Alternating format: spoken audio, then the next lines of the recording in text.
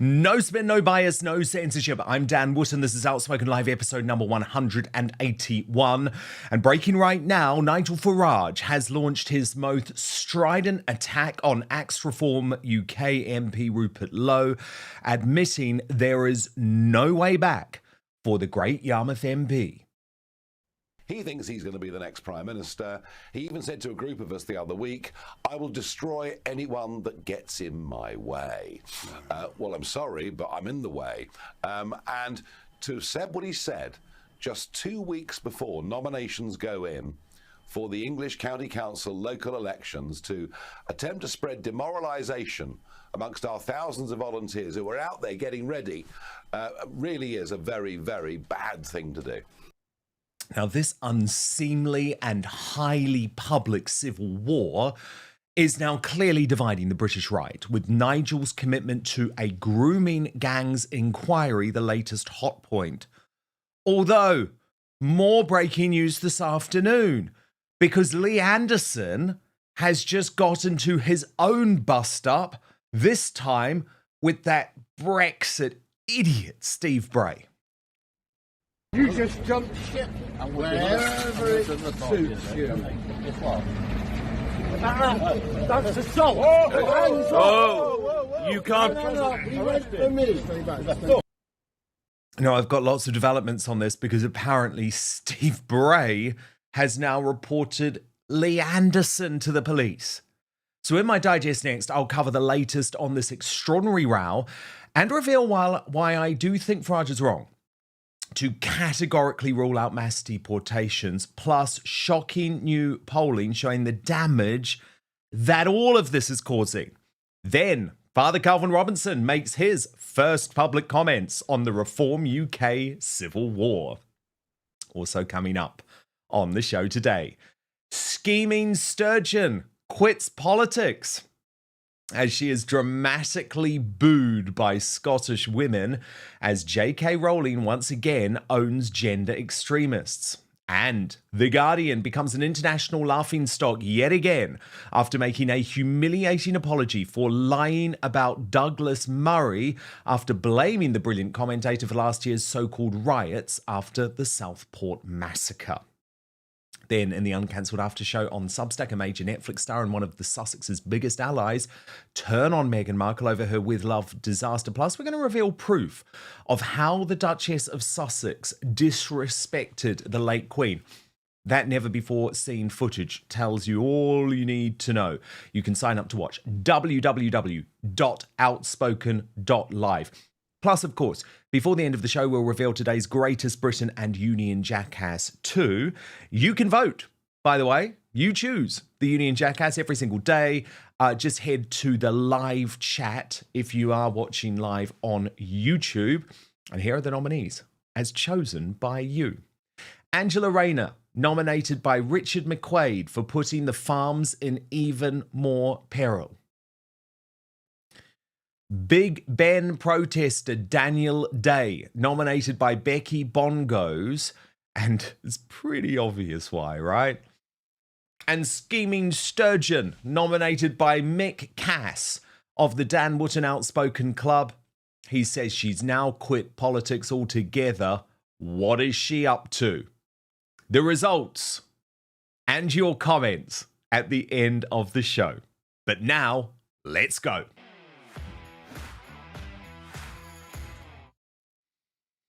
Any thought that the Reform UK civil war could have been resolved amicably is out the window. And by the way, before a single person suggests for even a second that I am enjoying any of this, you couldn't be more wrong. I'm getting it from both sides, okay? I'm falling out with people left, right, and centre because I'm just trying to cover the truth. A reminder, I voted for reform. I was the first to predict Nigel Farage would become Prime Minister in 2029. But launching stinging attacks on your highest performing MP on international television because he dared question your authority, well, I'm sorry, it's just not the way to do business. You're going to need political rivals like Rupert Lowe in your cabinet, Nigel, if you want to save our country. Indeed, lots of top people are now pulling out of standing for reform after Nigel hit back during an interview with the brilliant Paul Murray on Sky News Australia overnight, which, by the way, just a reminder, it's no relation to Sly News here in the UK. Watch. But I have to ask about what's been around this week, that one of your MPs seems to have had a bit of a crack, suggesting that all of it is, you being led as you being the messiah of the party. Well, I'll give you the tip. The only reason there's any Reform MPs is because of this bloke on the screen right now. Let's be honest about that, okay? So tell me about Rupert Lowe and why he's wrong, and has he apologised? And is all of this just the people who hate trying to find a way to break you up?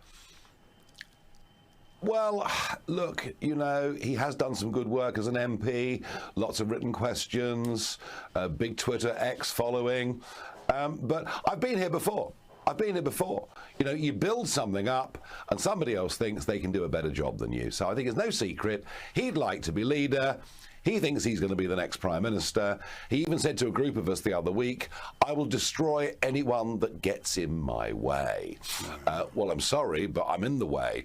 And to have said what he said just 2 weeks before nominations go in for the English County Council local elections, to attempt to spread demoralisation amongst our thousands of volunteers who are out there getting ready, really is a very, very bad thing to do.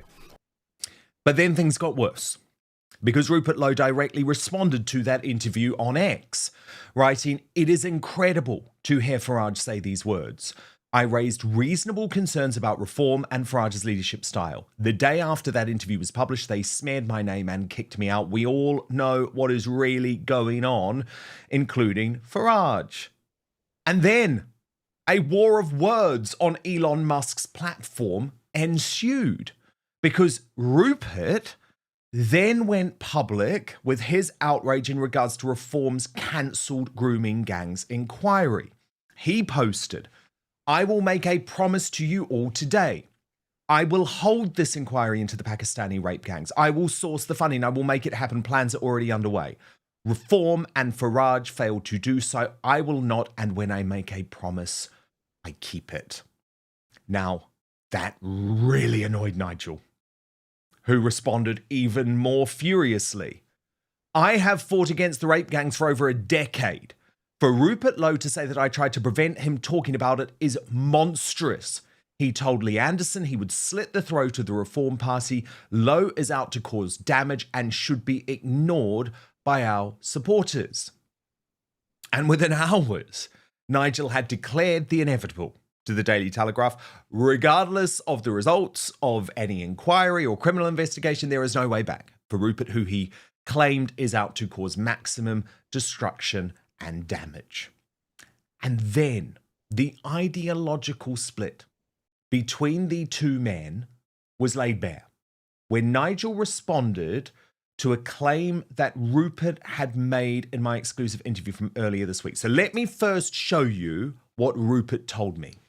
Accusations is that I'm not a team player. Well, it's hard to be a team player when you're cut out of all the meetings and the press conferences. But it was suggested I should play my part. So I went and spoke in Kemi Badenoch's constituency in Saffron Walden, where I did give a speech about mass immigration.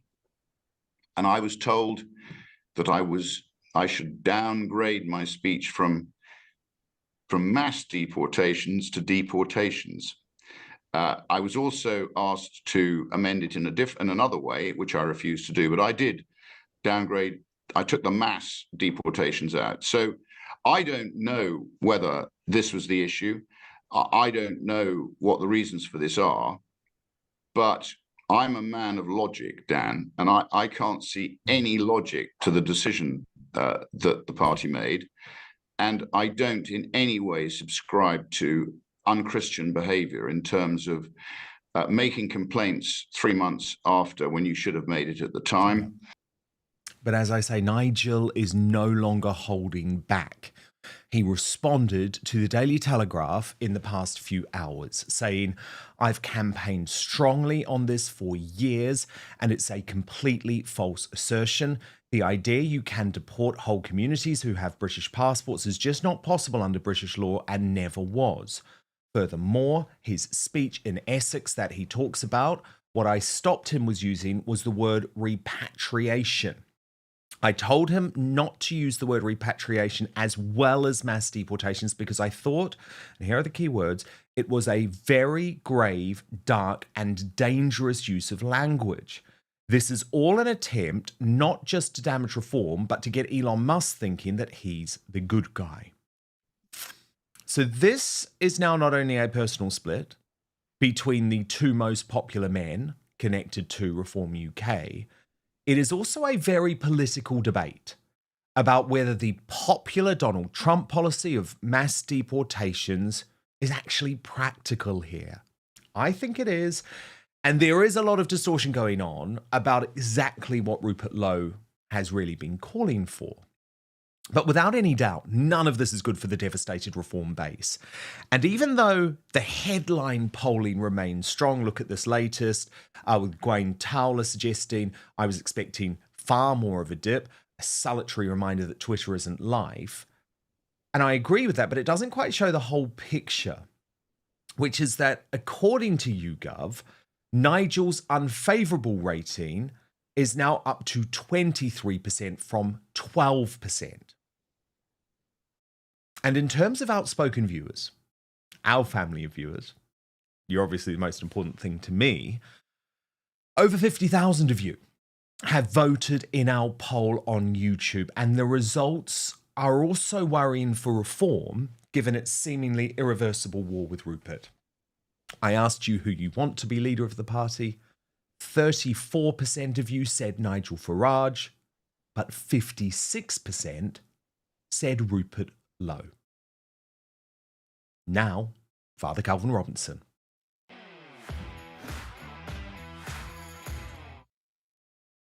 Father Calvin, it's a mess. It's a total mess. It was always going to be a mess, Dan. This is the problem with Nigel Farage, unfortunately, and I've been saying this all along. He doesn't play well with others. If you worship at his feet, if you succumb to him as the supreme leader and governor of whatever it is that he's doing at the time, he will be good friends with you. The moment you challenge him in any way, with difference of opinion or anything else like that, any other suggestions, policy ideas, you're out. And we've seen this time and time again. Just before we started, I was trying to think of all the people, all the friends that you and I have, all the people that we know that have been disregarded and thrown under the bus by Farage. Catherine Blakelock, very nice woman, founded the Brexit Party. He took it from underneath her feet. Stephen Wolfe, member of the UKIP party, essentially got beat down because of disagreements. Gerard Batten, he was treated very poorly when he was head of UKIP. Suzanne Evans, the same. Tommy Robinson, more recently, has been blamed for the Southport riots. Farage also said disparaging remarks about Tommy Robinson because Tommy has been supporting and promoting the cause for these survivors of the Pakistani Muslim rape gangs, which Farage is now saying he's been campaigning on for a decade. Show us the receipts, Farage, because we've all been following his political journey. Nigel Farage has spoken about Brexit for decades. He's occasionally spoken about immigration. Those are the only issues until very recently. Very recently, he started talking about cultural issues, but he has not been campaigning on the Pakistani Muslim rape gang situation for decades at all. That's an outright lie, an evidenceable lie that we've all seen with our very eyes. Then, of course, he let down the Brexit Party candidates when he stood them all down, when there was a chance for the Brexit Party to break the two-tier system. He threw me and Lawrence Fox under the bus. And this is an interesting one because he was on a free speech union panel and asked when me and Lawrence got fired from GB News, Farage says, they're not team players. Exactly the same line he's using this week against Rupert Lowe. What Farage means by team player is, again, worships him, does what he says, follows him. That's not what a team is, Farage. There's no I in team. Ben Habib said that the Reform Party should become democratic and actually have votes and have real members rather than paid supporters, which is what they still have today. It's practically a Ponzi scheme, a pyramid scheme of types. Gawain Towler, loyalist to Farage all the way through. Now it becomes inconvenient to have Gawain around. Gawain gets sacked. And now, of course, most recently, Rupert Lowe. And this character assassination that Farage is on right now, just dragging Rupert's name through the mud. Rupert Lowe, anyone who's ever met Rupert, anyone that knows Rupert will tell you he is a good, decent, Christian, conservative politician. And it's a great shame to see Farage trying to dirty his name to protect his own image. That's what's happening here. Let's not forget this is the same Nigel Farage that supported Tony Blair, for goodness sake, who may be the devil himself. Throughout the COVID situation, Farage said Tony should be put in charge of the vaccine program. Wet, completely wet, unconservative, unliberal, to be honest. He still refuses to speak out against Islam, and in fact makes a Mohammedan his chairman, which I'm sure we'll get to later. But on the interview about this with our friend Winston Marshall, Farage says, we can't go up against Islam. We will lose. We will lose. The man has no faith in English people, no faith in the English land, doesn't care about anything but himself and his own career. And he showed that every single step of the way. And I'm sad to see that people still fall for it, because we need a change of leadership. We need something different in the United Kingdom. Unfortunately, he's not that man. Calvin, we actually have that portion of the interview between Winston Marshall and Farage. Let's just have a little watch. But the nub of it is, we have a Muslim population in Britain growing by about 75% every 10 years. Right? That's just where we are. Mm-hmm. If we politically alienate the whole of Islam, we will lose. We'll lose. So how does one include We them? will lose. By 2050, goodness knows what kind of a terrible state we're going to be in. And We need a leader that will say, we are the English, we will win. And yes, we need to talk about repatriation. We need to talk about deporting and mass deportations of foreign criminals in the United Kingdom. Anyone that steps foot on English soil without due process, without a legitimate visa or reason, should be deported instantly. And anyone that's in the United Kingdom that is a foreigner that has committed a crime should be deported immediately. These are common sense things. There's nothing racist, xenophobic, or toxic about any of it. So Farage should be addressing these matters head on. yes, and there is a bit of misrepresentation, distortion going on, Father Calvin, about exactly what Rupert Lowe means by mass deportations. Because yes, he did talk about deporting whole communities, but, and this is a big but, only, Calvin, if they were involved and aware of the grooming gang scandal. And no one is talking about mass deportation of British nationals. So the problem is that I feel like both sides are now trying to misrepresent the other's actual goal. But there's a long pattern here. There's a long history of Farage doing this to anyone that gets in his way. And the irony of him saying that, oh, Rupert said that anyone who gets in my way, no, we know it's Farage that's saying this. But yeah, absolutely. Rupert Lowe's suggestion of anyone that's involved in the Pakistani Muslim rape gang should be deported immediately. You know, we saw, was it last week or the week before, that half of the proscribed terrorist organizations that are outlawed by the United Arab Emirates are based in the UK. We have more Islamic extremists, more Islamists. We have more Mohammedans who hate the West in the UK than anywhere else in the West. It's our duty and our obligation to root them out. The only one in the Reform Party that's saying that boldly at the moment is Rupert Lowe. The whole party should be based on this. And Rupert did actually respond again. I mean, I know there's been a lot of responses, but specifically in terms of the Farage hit, he said, desperate. I said that Reform leadership was slitting its own throat by launching this horrific smear campaign against me with zero credible evidence. I raised questions of Reform policy, communication, and structure. The day after, you kicked me out. That's your real motive. And what's been so fascinating, Father Calvin, though, is seeing for the first time in a long time, actually, the right turn a little bit on Nigel Farage, at least online. I mean, his post, for example, about the grooming gangs, he was really ratioed on X. And Clarissa Riley, who's backed Rupert Lowe over this, posted the ratio, the replies, no effect on polling, yet social media is not the real world. But this place is home to voters engaged in politics, supporters, keen observers, activists, influencers. The disappointment and disgust at the tactics used by Reform against Lowe are tangible. Liam Tufts, great podcaster, host of The Dozen and also close friends of Tommy Robinson, wrote, The public remember your lies on LBC about Tommy Robinson being a convicted woman beater, which a quick Google check confirms you can lie on demand when it suits.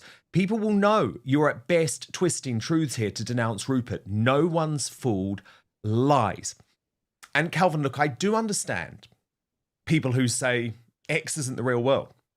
Of course it's not, because people on X are much more politically engaged. But what you have seen increasingly from the United States is what starts on X very quickly becomes the view of most of the population.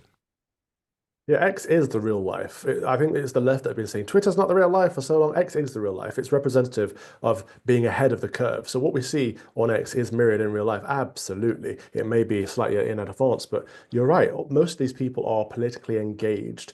And actually, Farage, for the first time, is turning off his core, because many people have been willing to look the other way and just dismiss his ego and his narcissism because they hoped that he would be the only one. They're pinning their hopes on him because they think he's the only one that could get us through, break through this two-party system into something else, essentially. So people were willing to look past it. But now he's had one too many unforced errors. And this was an unforced error. Totally Nobody unforced. made him do them. Totally unforced. Like, he could have sat. All Rupert Lowe wanted was a meeting. Yeah. Just have a one-to-one, have a chat. There's 5 of you in the party, for goodness sake. Totally. And it's interesting. Nick Dixon, our friend from Headliners on GB News, but a really good guy who has his own Substack, he agrees with you on this. He says, Reform don't seem to realise that by treating Rupert Lowe like this, they alienate so many people who felt he represented them. Then again, given the many comments they've made distancing themselves from anyone to the right of Tim Farron, maybe they just don't care.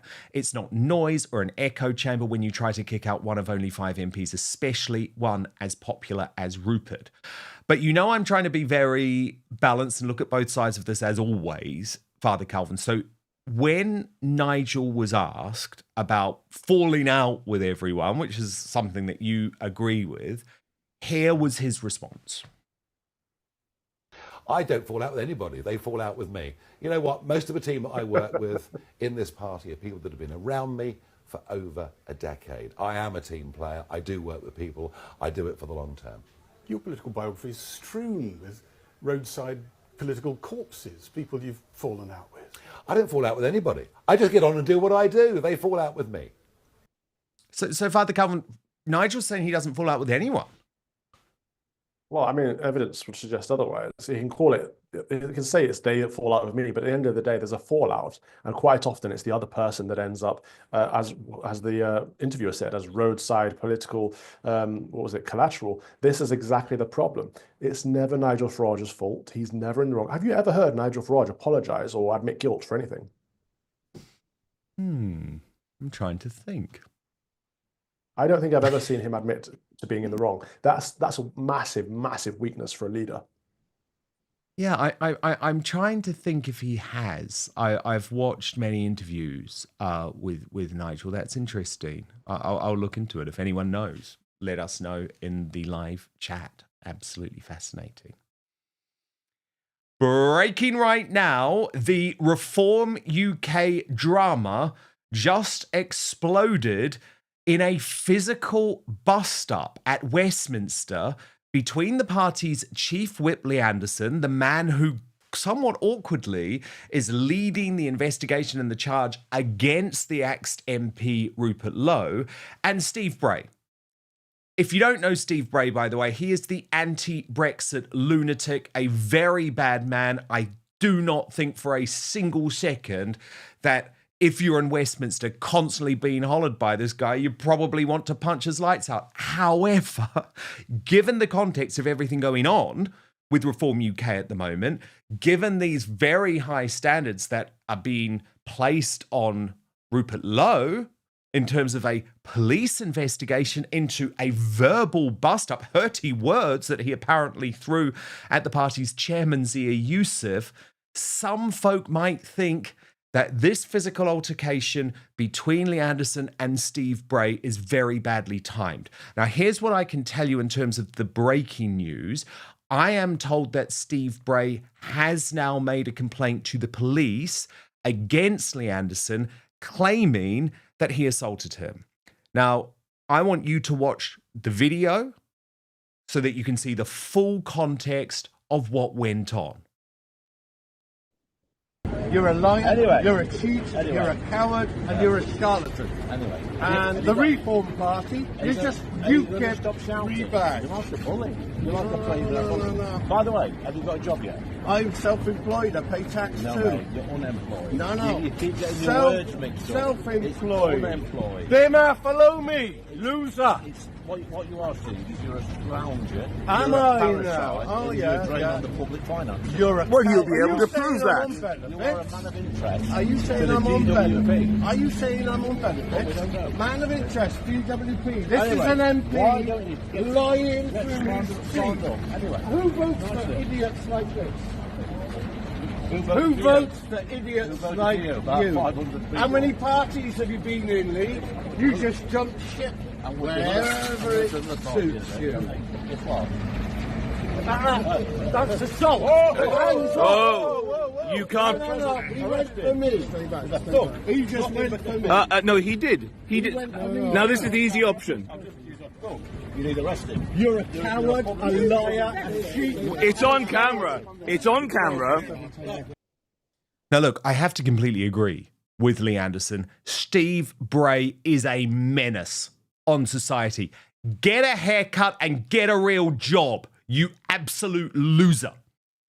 However, at the same time, I can see that this is really not what Reform UK wants to be dealing with at the moment when they're talking about professionalising, when they're literally throwing Rupert Lowe to the wolves under the bus by reporting him to the police. And the guy who's leading the charge is now being reported to the police himself. Now, apparently, by the way, I'm told, and I've been sent the fact that it's on the grounds of R versus Thomas, criminal law from 1985. And this is talking about what constitutes assault. The force applied does not have to be direct to the victim's body, and they do not need to feel the force. Touching their clothes can be sufficient. Now, of course, I don't think Lee Anderson did anything wrong there, but I also don't think Rupert Lowe did anything wrong. And we've got to be so careful. And this is the point that I was making yesterday. We have to be so careful about using the police and weaponizing spurious inquiries to try and destroy our political enemies. Now, you may have seen, if you were watching closely in that clip, that Martin Daubney, who is a close friend of Lee Anderson, but also a presenter on GB News, was filming the whole exchange from a different angle. He has just revealed his footage on air. Let's watch. Westminster, take a look at my video. 500 people. How many parties have you been in, Lee? You just jump ship. And we're doing another party in a bit, I think. Guess what? That's assault. No. He went for me. There's a thug. He just went but a thug. No, he did. He went for me. Now, this is the easy option. I've just used a thug. You need arrested. You're a coward, a liar, a cheat. It's on camera. So there we go. It's fair to say, kicked off. Chris, let's talk to you.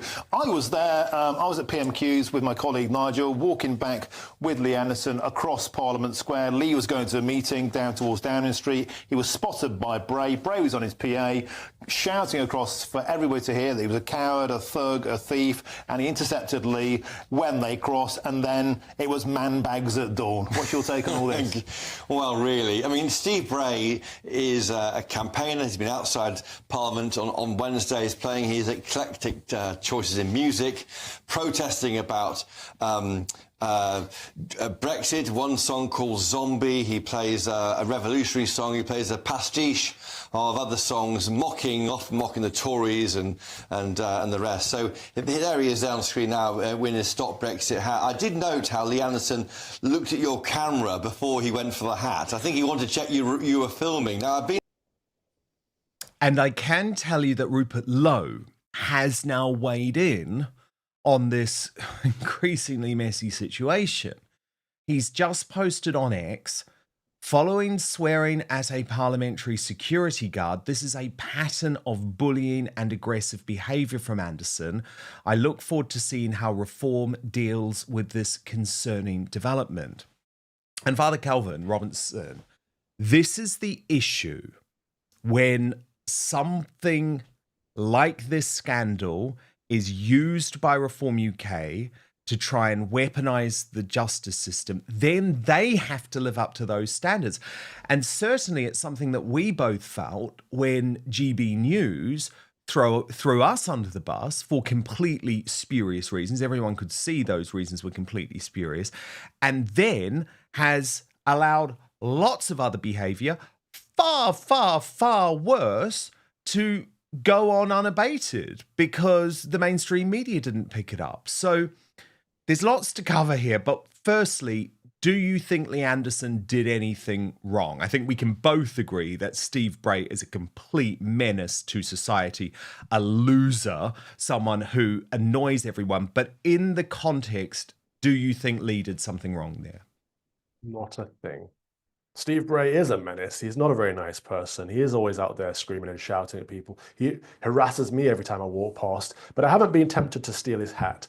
And I think that's all that Lee Anderson was doing. Lee Anderson's a lad. I like Lee Anderson, I do. He's very typical of many people that grew up in Nashfield, which is the neck of the woods that I'm from. And I do know him, and he's a good man. But he isn't a professional politician. And I think that's what people like about him, to be honest. He is just rough around the edges. But at the same time, when Reform is weaponizing the law and saying things like, "Oh, we're reporting Rupert Lowe for being for harassing months ago," or whatever, it's like, just come on, stop it. Let's all man up. It's the same for Steve Bray. It's like, it may technically be assault, it may technically not be assault. Who cares? He doffed your cap. For goodness sake, nobody was harmed. Men are so effeminate and so weak, and it's pathetic. If our ancestors could see how we live today, you call that assault? I'll get my sword out. You know, it's just totally. It's lame. Couldn't agree more. Couldn't agree more. But this is why I was arguing yesterday, Father Calvin, that it was completely wrong for Reform UK to involve the police over what was a political verbal argument between Zia Yusuf and Rupert Lowe. And it's really interesting looking at the response, Father Calvin, from our Outspoken family who are watching this for the first time. Some folk like MB is saying Lee was aggressively finger pointing and started the confrontation. Oh, no. But actually, most people, I think, feel like Kirsty D, who says, "Oh, for goodness sake, these guys all need to grow up. Can we get Anne Widdecombe to sort them all out?" Yeah, she'll pull them by their ears, won't she? I love Anne Widdecombe. She's fantastic. But, you know, when Farage put that statement out that Rupert Lowe used harsh words against Zia Yusuf, and also again, and our whip, our chief whip is tired of hearing this foul language. I'm like, come on, Lee Anderson said and heard a lot worse than whatever Rupert Lowe has said to Zia Yusuf. It's all very childish. It's all very playground antics. It's petty. And it's beneath the station of elected representatives that sit in our Houses of Parliament, to be honest. There has been another accusation against Lee Anderson over the past 48 hours. He's responded to this. This involves him shouting at a security guard in Parliament, and very unpleasant guy called Paul Harding. I mean, I don't know him, but I'm just judging him for being unpleasant based on this post. Asked Lee Anderson, "Do you beat your wife? You look like the sort of bloke who would." Word on the street has it Lee Anderson is a complete dick to the hard-working security guards guarding the doors of Parliament, demanding they open the doors for him on his arrival and get the hump when they don't. But Lee Anderson replied saying, "What a load of rubbish. We are not allowed to open these doors. A button had to be pressed by security to open the door. Your comment is ignorant." But again, I would just say this is why Reform should never have put the microscope on the behaviour of their party members, because it doesn't matter. And, you know, unfortunately, sometimes you do reap what you sow. And that's what's happening here. It's that meme where someone shoots the person behind them and turns back to the camera and says, "Why have you done this to me?" That's exactly what Farage has done to Reform right now. They had such good chances. They were high up in the polls. People loved Farage, and people that didn't love Farage loved Rupert. So there was room for everybody. And he couldn't stomach that. He couldn't stomach a bit of internal competition. And he's pretty much destroyed his own party because of it. Their chances are diminishing by the day now, and it's all his fault. Can I just ask about Zia Yusuf, Father Calvin Robinson, the chairman of Reform UK? We haven't seen him at all this week. Up until this row, he had been very, very public, constantly on the mainstream media, constantly all over X. There's growing speculation that his involvement in the party has been part of the reason behind Nigel Farage tacking to the left, and certainly we know that the fallout with Rupert Lowe seems to have been a direct response from Zia Yusuf rather than anything personal initially between Nigel and Rupert. Is Zia Yusuf a negative force when it comes to Reform UK? And what do you make of these claims that he was on the left when he was in his younger years and also involved in the World Economic Forum? My response would be, who is Mohammed Zia Yusuf? Who the heck is he? Where did he come from? All we know is that he dropped $1 million or so into Farage's bank account, became the co-director of Reform. There are two people who are actually members of Reform. It's Nigel Farage and Mohammed Zia Yusuf. And so he has all the influence because he has all the money. And so whatever he says is pretty much the direction that Farage heads in, unfortunately, which is why Reform hasn't been very vocal on Pakistani Muslim rape gangs, and why when Rupert Lowe raises it and asks questions about it in the comments, he gets in trouble. And this is why Farage has suddenly gone against the idea of deportations, mass deportations, repatriations, because Zia Yusuf himself is a Mohammedan. So the whole party has shifted not just to the left, but towards Islam, which is insane for a party that's founded on being anti-immigration to a mass degree. So who is he? Where did he come from? What's his agenda? You know, it could be put forward that Zia Yusuf is essentially what makes Nigel Farage controlled opposition. He is the control behind the controlled opposition. Yeah, and the World Economic Forum thing is that he was apparently a young leader. And you can see here, World Economic Forum strategic partners and industry partners. He was listed in his former corporate role. Are you concerned about a link to the World Economic Forum? I'm always concerned about links to the World Economic Forum, especially since one of the few things that Farage said that I agreed with was that he wanted to cut our country's ties with the WEF. Of course, no formal ties, but all of our leaders go there, are influenced by it. The problem I have with this is that I can't see, there's no photograph, so I don't know if it's the same Zia Yusuf or it's another Zia Yusuf. It's hard to verify at the moment. Yes, that's a good point. Are you concerned that Reform UK may have tapped Zia Yusuf specifically because he is a Muslim? They sort of thought this was a way in order to build the Islam support behind the party.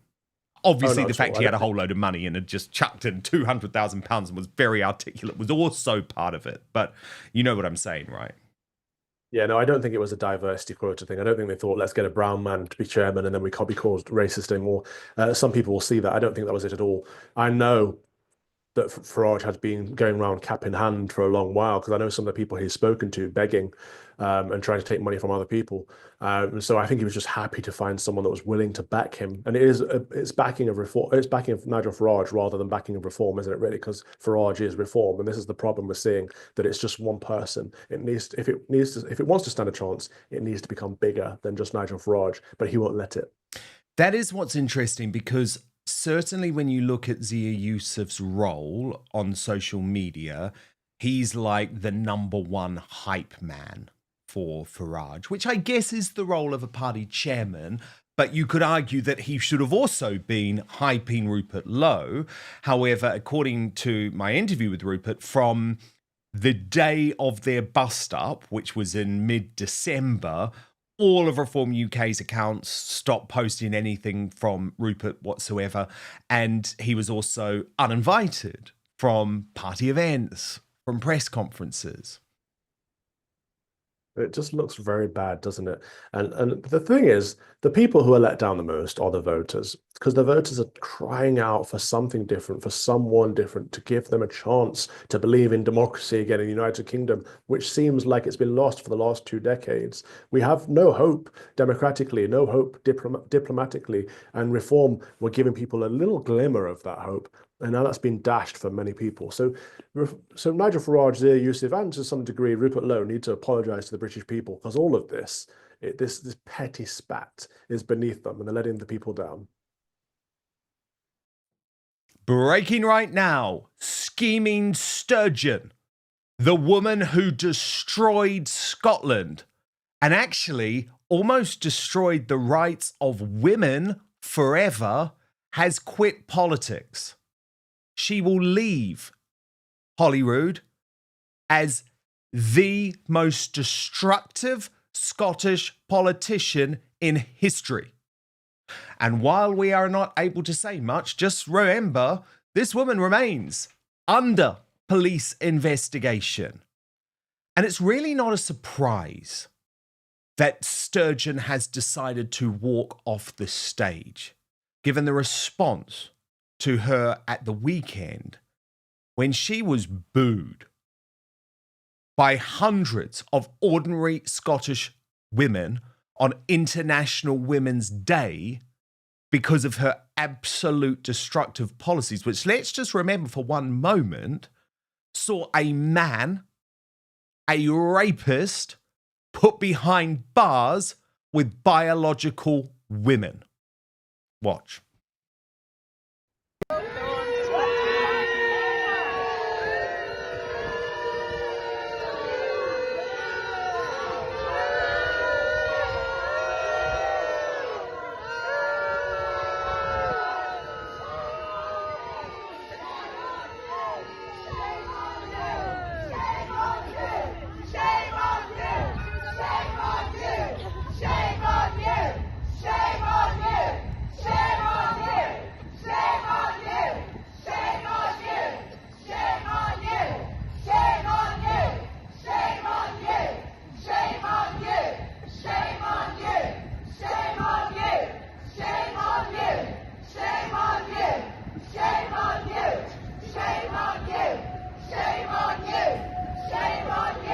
And as Denise Finlay tweeted or posted on X, come.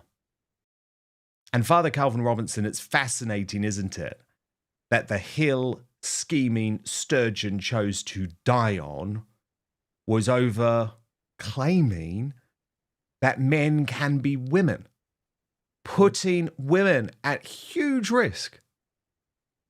And yet she still today, Calvin, claims to be a feminist. She makes me sick, and she leaves the political scene in shame. I remember there was a time she was putting men into women's prisons, rapists into women's prisons, and she couldn't talk about the difference between men and women. She was talking about men, women, and rapists. And me and Amanda were on your panel and said it seems like she believed in 3 different genders, men, women, and rapists. It's absurd that she didn't want to protect women's rights and women's safety. But of course, Nicola Sturgeon is the one that brought in the gender recognition bill that was just trans ideology in law. And then there's the fact that she also wanted to have an illegal independence referendum too, because she couldn't accept the results of the one that she already had because she was so ardent in that. And then there was her abuse of powers over COVID, the executive powers that she had in Scotland. She run roughshod over the nation, just like Mark Drakeford did in Wales. It was insane to see that happen. And in fact, it shows that we have too much devolution of power in Scotland, if anything, to be honest with you. But I am pleased to see that she has left British politics. I'm pleased to see she won't be returning for the near future, because we'll all be better off for that. And Father Calvin, can we also just take a moment to remember that her policies have been so bad for the Scottish people? As you know, my partner is Scottish. I spend a lot of time in Scotland. I absolutely love Scotland. But under her leadership, the health system has spiraled out of control. Scotland is now the drug death capital of Europe. And they are areas that were devolved to Scotland. We should also never forget, by the way, that she's so sick in the head and I really do mean that she decided to use the pandemic to try and sow distrust and to try and create a border between Scotland and England. It was disgraceful, and people don't call her out for that. She essentially did. I remember traveling to Scotland during COVID on a train. So bear in mind, we're on the same train with the same people for hours on end. We cross over into Scotland and we all had to put our face masks on. It was absurd that you're breathing the same air for all these hours, and then suddenly there's a demand. The Scottish government have said you must put on a nappy on your face. Of course, many of us refused, but it was the Scottish government were terrorists at that point. I mean, we still don't know the conclusion of all the fraud as well that's gone on within that party. No, we don't. And I mean, again, we're not going to go too far into it, Father Calvin, because, you know, they'd be delighted to lock us up, wouldn't they, in Scotland? But we can just say... Come and get me in West Michigan. Yeah, but we can just say once her husband was charged, he was soon binned off, and all of a sudden she's spending a lot of time with her best mate, a lesbian Scottish comedian. Just saying. Now, the problem is that Sturgeon's legacy has spread to a whole new breed of hard left politicians in the United Kingdom. And one of them is Carla Denyer. She is the co-leader of the Green Party. She has continued with Sturgeon's gender madness. And on LBC, which, remember, is a left-wing station itself, she was humiliated. Watch this. As a woman doesn't make you a woman. I trust people to be an expert in their own gender. If someone has been living as a woman for 15 years... What does that mean, living as a woman? Well, it means what I've said. Well, what does it mean? What does it mean to live as a woman? I don't really know how I can answer the question again. If a trans woman you has wear been... dresses, you read certain books, you like something, what does it mean?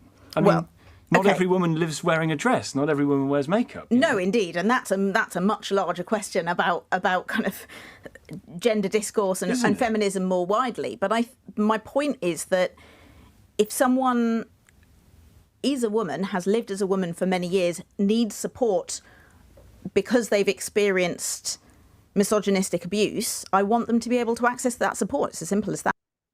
It's as simple as that. Now, Father Calvin, JK Rowling, who has been Sturgeon's biggest critic, the thorn in her side, because she's a true feminist Scottish icon, can I just say, posted in response to that interview, this is what happens when you ask a gender ideologue to explain one of their cherished cliches. Incredulity at it being challenged, repetition of the cliche as though its meaning is obvious, then helpless floundering. But she'll still leave the studio certain she's the clever one. I suffer from an overdeveloped vicarious embarrassment gland, which is why I can't watch shows like X Factor. But when it comes to gender identitarians, I just reach for the popcorn. And so do I, Father Calvin, because she calls herself a feminist, and then quite rightly the presenter is saying, well, what do you mean? Do you mean putting on lipstick? Do you mean acting like Dylan Mulvaney? And she crumbled. She crumbled. If someone has been living as a woman, she might as well have just said if they identify as a woman. She doesn't support women. She's not a feminist. She supports the woke ideology that all men can just become women by saying they're women. We know that's not biologically true. It's not ontologically true. It's not even socially true. It's a lie that the hard left were peddling for so long, but we're past that now. And even LBC, for goodness sake, Lefty Rag, is asking the question, well, what do you mean? And it's amazing to see that the tide is turning, that even the legacy media dare ask a simple question. Indeed, indeed. Now, speaking of the legacy media, Father Calvin, there was a great moment overnight where Peter Navarro of the Trump administration, he is the president's senior trade advisor, finally called out those lunatics at Sly News when their Washington correspondent, Mark Stone, was doing what they always do, Father Calvin, and just needling and nudging and being genuinely annoying and purposefully misrepresentative. And he just tells them, stop that crap. It's actually beautiful to watch, and I wish right-wing politicians in the UK had these balls. And that's not going to happen again. But the president seems to be changing his mind by the hour at the moment. You gotta move out of the way, sweet. What are your views on the fact that you don't understand what a negotiation looks like. The president is negotiating strategically. So stop with the rhetoric, okay? Just stop that crap. But he does seem to be changing his mind all the time. Stop that crap. But is that part of it? Sir, where are you from? From Sky News UK. Yeah.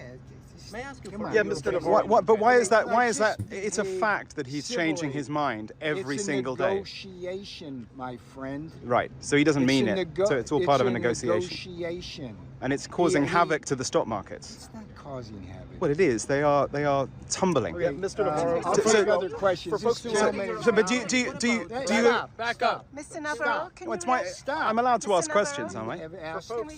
So you don't believe that it's causing havoc to the stock market?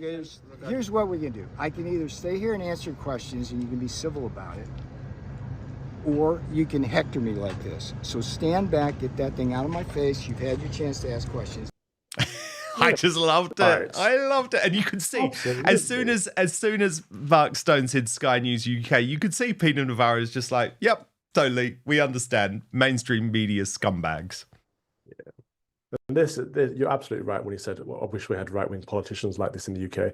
It's all we need. Someone who just says, no, enough, done. I'm not playing your silly game. The bad faith questions, the hectoring, like let's have a decent civil conversation in good faith, and let's not make these presumptions that the mainstream media, because what it is that they're trying to do, they're painting a narrative. They're painting a narrative that Trump doesn't know what he's doing, and he's changing his mind all the time, and this is harming the economy, which of course that's not what's happening, but that's what they want to portray.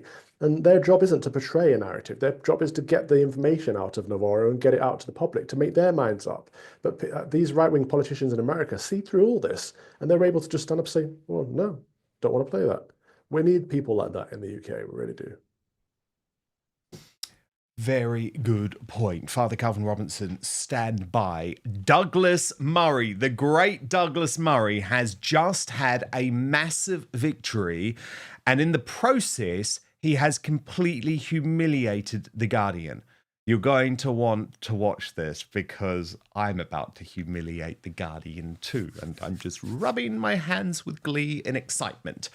But first, the reason you're watching this show is that it's becoming increasingly difficult to trust mainstream media or the so-called fact checkers who claim to determine which facts are true. And there's good reason for that, given the debate over free speech, the controversy surrounding Brexit, and how Trump and other politicians challenging the status quo, like Rupert Lowe, are portrayed. But I have the solution. It's called Ground News. And it's the best way to stay informed and cut through media bias and narratives so you can get the facts for yourself. Go to ground.news/outspoken to check it out. But let me show you this incredible website and app in action. Take the recent game-changing speech by US Vice President JD Vance to the Munich Security Conference. He tore into UK government and European governments too for totally rowing back on free speech. And you can see very clearly in one place that 361 sources covered this story. But what Ground News does is instantly show how it's being covered by the media, broken down by whether these organizations lean to the left or the right. This is illustrated by their amazing bias distribution service. Then if you scroll down, you can see every article about the topic broken down by the political position and ownership of the publication. Quite clearly, it shows that Newsmax and GB News gave fair and accurate coverage, focusing on the fact that Vance had finally had the guts to point out uncomfortable truths. But by stark contrast, dishonest actors like HuffPost claimed the speech left all of Europe aghast. The Independent missed the lead altogether to focus on Vance's joke about Elon Musk, which they claimed bombed. What's more, Ground News gets to know you personally. It provides you with the news stories you're interested in while also analysing your own biases. My favourite feature is actually their blind spot feature. What this does is surface upwards of 20 stories every day that you might not be hearing about because of the corruption, the total corruption of the mainstream media. Now look, Ground News will give you the tools to understand the truth about what is really going on in the world. It's the only way I read the news now. I use the website all the time, and I have the app on my phone. It means I don't have to rely on the MSM to define the truth for me. So go to ground.news/outspoken and check it out for yourself. what's more, today you will get 40% off. That is 40% off the Vantage plan, which is what I use for unlimited access. I should say too, Ground News is subscriber funded. Supporting my sponsors also supports my work. And for less than a Netflix subscription, you can get all the world's news in one place and think for yourself. This is a game changer for a news junkie. That's ground.news/outspoken. But now, back to the show. Douglas Murray, the brilliant and fearless commentator and author, has just humiliated the Guardian newspaper, and boy, oh boy, is this enjoyable. So effectively, this scumbag news organisation, which is actually just a propaganda outlet for the worst parts of society, including Hamas supporters, has had to pay substantial damages to settle a libel claim after a column in The Observer last August by Keenan Malik claimed that during an interview, Douglas Murray had spoken in favour of the UK's so-called riots following the Southport Massacre. But here's the problem. The interview that The Observer was talking about had actually been carried out the year before, in late 2023. It saw Douglas Murray sit down with the former Australian Deputy Prime Minister John Anderson, and he was actually specifically discussing pro-Hamas protesters who had turned up at a Remembrance Sunday event. So I'll play you what Douglas Murray had to say. It's certainly really good. I totally agree with it. But The Guardian were despicably dishonest in terms of trying to misrepresent the situation. But clearly they've lost control of the streets. Now, is it time to send in the army at some point? Probably yes. But if the army will not be sent in, then the public will have to go in, and the public will have to sort this out themselves. And it'll be very, very brutal. I don't want them to live here. I don't want them here. They came under false pretenses. Many of them came illegally and continue to come illegally, and we don't want them here. And I'm perfectly willing to say that because it needs to be said. Now, after the apology Douglas Murray posted on X, legal update, today I won a major libel claim against Guardian Media and The Observer for its lazy journalism. Last year, the paper made very serious and false accusations against me based on unchecked claims on social media. This was not true. Nevertheless, such baseless accusations have to be stopped before other careless journalists take fake news from the internet and repeat such damaging allegations. Today in court in London, a statement was read out by Guardian Media recording the absolute falsity of the allegations and recording payment to me of substantial damages and my legal costs. And Father Calvin Robinson, without wanting to boast about this, Douglas Murray now joins a number of good people who have called out The Guardian recently. This terrible news organisation, this completely morally corrupted news organisation that backs wrong-uns like Owen Jones, also had to apologise and pay out damages to me after they ran false allegations. So there's a habit here, isn't there, Father Calvin? If they don't like someone's politics, it doesn't matter what's said, if it's true or not. They're just going to run it anyway at The Guardian. And I know Noel Clarke, very good friend of mine, is going after them at the moment too. And I fully hope that he wins. Good, because they are not a newspaper. Their website is not about journalism, it's activism. They are far left, hard left, and they hate anyone from the centre right. I'm glad you mentioned your case, because it's almost exactly a year to the day that you given an apology because they smeared you and used another far left outlet as a source, which wasn't a source at all. The latest headline about me in The Guardian is entirely wrong, from January the 30th.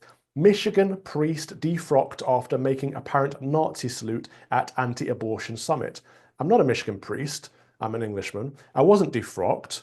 I didn't make a Nazi salute, and it wasn't an anti-abortion summit. So it's like they could have got it more wrong, but they don't care about facts. They don't care about sharing information. They want to attack, and that's what they do. They smear and they attack. It's nasty, it's toxic, and it should have been shut down a long time ago. Well, it should have been, because of course no one actually pays for the Guardian, you know, unless they are an absolute hard left nutter. And Calvin, can we have some fun now?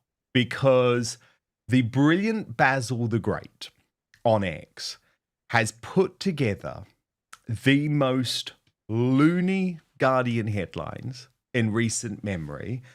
And Father Calvin, the most incredible thing is that all of what I'm about to show you are real headlines. This is not a spoof. This is not made up. These are real Guardian headlines. And it's so fun. I just have to go through all of them. The country is screwed. The electric is evil. But here are 9 reasons to be cheerful. Why I'm no longer talking to white people about race. Why I refuse to make friends with my vagina. Should it really be a crime to look at child pornography? Yes, it should. To be black in the British countryside means being an outsider. I stopped going to the gym because of Trump. Now I can't open jars. Trump's making people fat. Oh no. And then their hypocrisy because in one column in June 2014, Jessica Valenti said, the end of hisses, whistles and stares. We need to walk the street without fear.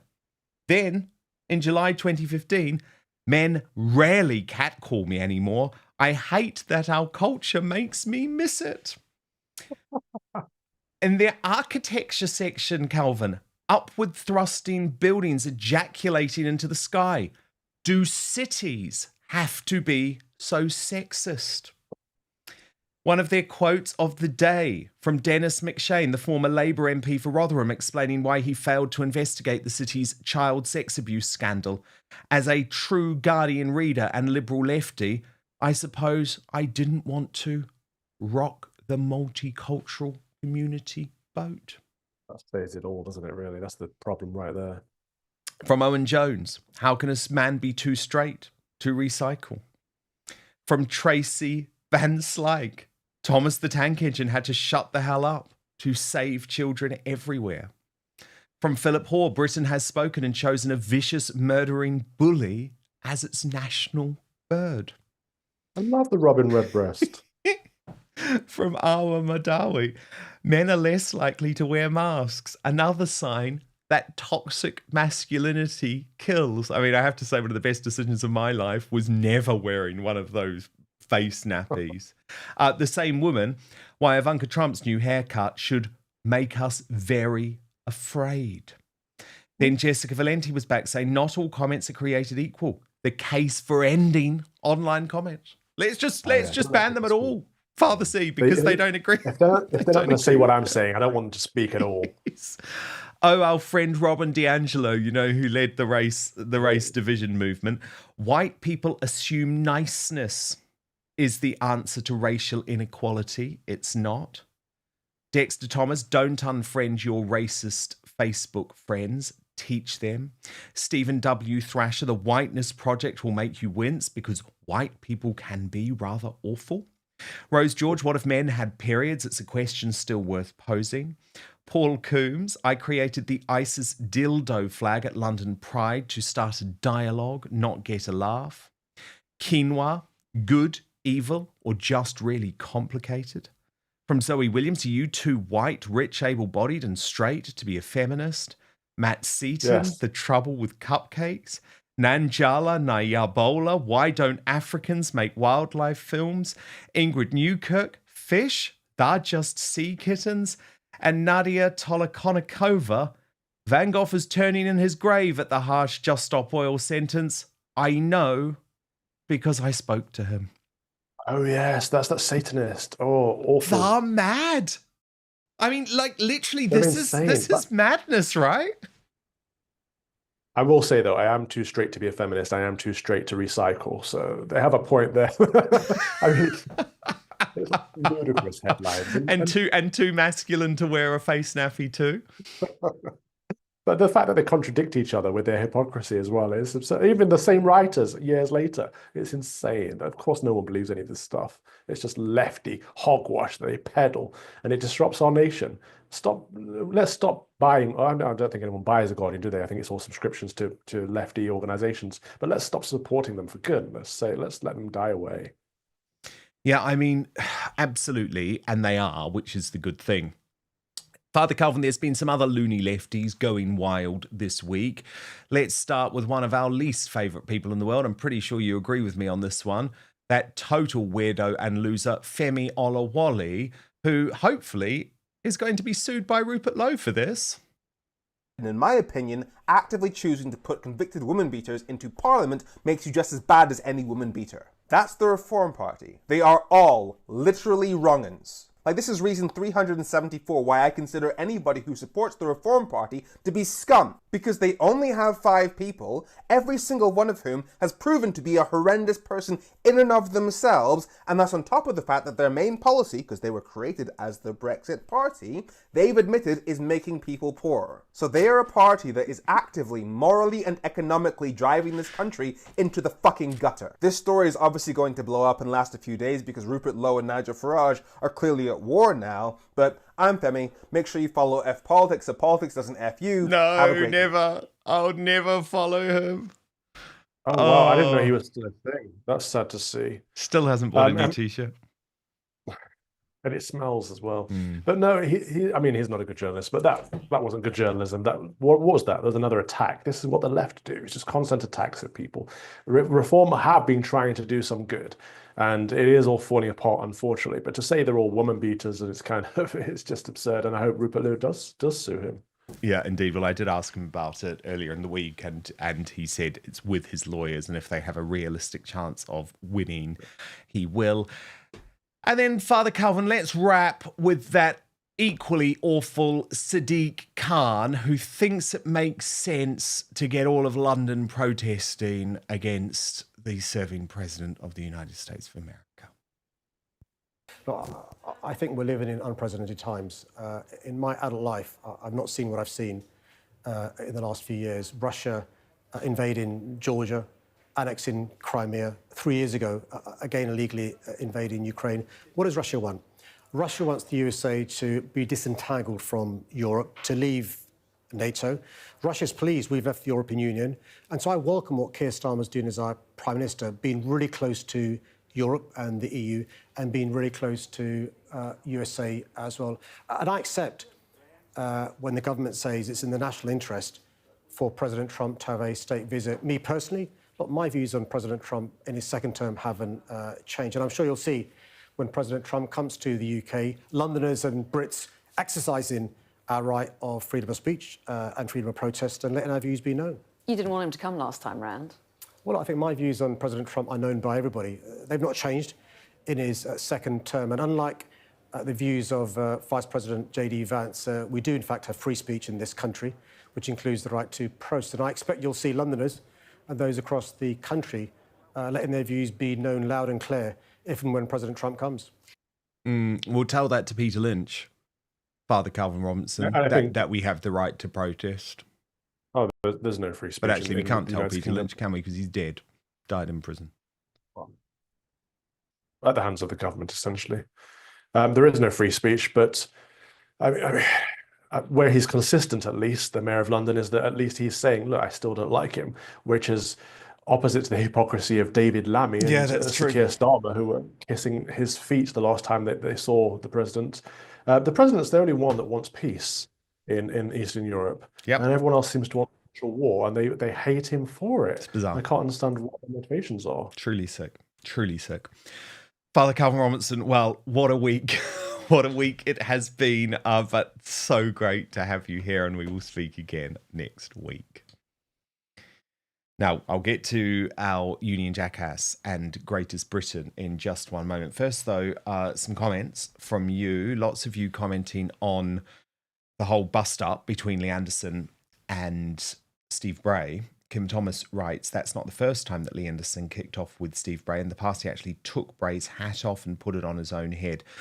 And indeed, that was sort of funny in the past. I guess today felt slightly more sinister, but be very clear, I'm not criticising Lee Anderson, neither was Father Calvin, just awkward timing, I would say. Rill, on the whole Reform Civil War, says Reform UK is just a stepping stone to what we really need.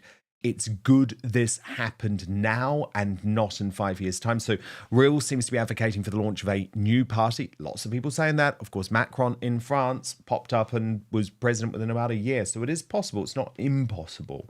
Difficult, though. Speaking of Peter Lynch, Katrina Williams writes, I cancelled my Reform membership when Peter Lynch died in prison.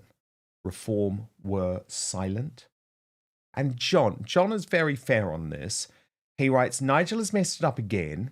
He's a great guy and has done a lot of good, but is not a unifying force as a leader. Really, really interesting stuff from you today. Now, Greatest Britain Union Jackass time. Let me remind you of our nominees. We had Angela Rayner, nominated by Richard McQuaid, for putting the farms in even more peril. This is because farmers are going to be forced to sell yields at lower value under Rayner's latest land grab. She has described it as a major step forward in getting Britain building again, but of course it's the farmers who suffer. Big Ben protester Daniel Day, nominated by Becky Bongos for very obvious reasons. And Scheming Sturgeon, nominated by Mick Cass of the Dan Wootton Outspoken Club. She's now quit politics altogether. What is she up to? Trying to save her own skin, I would argue. But this one wasn't even close. Actually, in third place, and I have to be honest, she was my pick today, Nicola Sturgeon with 7% of your vote. The Big Ben protester gets 11%, but Angela Rayner's land grab on farmers makes her Union Jackass this Wednesday with 82% of your vote. It wasn't even close. Today's Greatest Britain, nominated by EC4 Faith, is Robert Jenrick, the Shadow Justice Secretary, for taking Shabnam Mahmood to task on this whole idea of two-tier justice. Please join us on Substack next, www.outspoken.live. We've got the Royal After Show with P. Dina. So at this stage, we come off YouTube and Rumble. We move to Substack to continue that conversation, www.outspoken.live. Thank you so much for your company today. We are back tomorrow, 5 p.m. UK time, 1 p.m. Eastern time, 10 a.m. Pacific. Just note that slightly different time if you're in the US. That is because we haven't caught up in terms of daylight saving. And make sure if you're watching on YouTube or Rumble, you hit the subscribe and turn on the notification bell. I promise to keep fighting for you, and I hope to see you on the after show on Substack in just a couple of moments.